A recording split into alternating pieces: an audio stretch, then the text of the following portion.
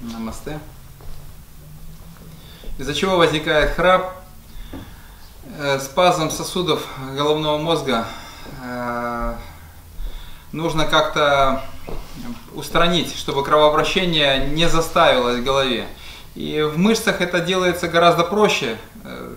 Система вен так устроена, что если где-то и затор будет, то со временем человек этим местом или ударится, или напряжется, либо промассирует. То есть ударился, раз больно ему, промял, вот тебе все, затор ушел. Не просто так человек бьется руками, ногами, либо он мышечно заставляет кровь двигаться по телу, либо он там, если застой крови, он бах, этим местом стукнулся, интуитивно раз размял это место, все, кровообращение снова восстановилось в данном участке тела. А как это делать в голове? И вот такой механизм, сосуды дрожат, и кровообращение потихоньку проходит. Расслабление происходит, и вот такое дрожание сосудов, и эти все застойные явления в голове устраняются. Как только кровообращение налаживается, храп проходит.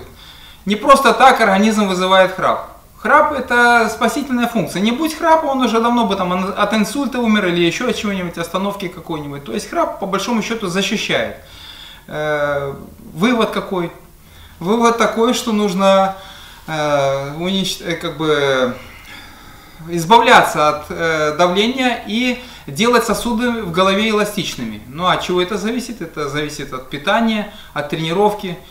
Не может человек на голове стоять, он должен выполнять капалабхати упражнения, должен выполнять вот такие вот упражнения. Вот кровь в голове прилила, поднялся, отлила, снова прилила.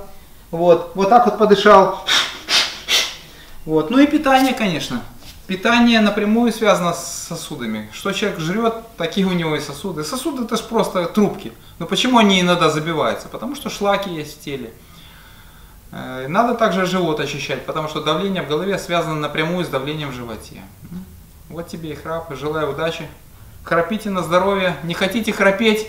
Перевернитесь на бочок, потом на другой бочок, потом на другой бочок. И вот тебе и под влиянием силы земного притяжения потихоньку кровообращение восстанавливается в голове.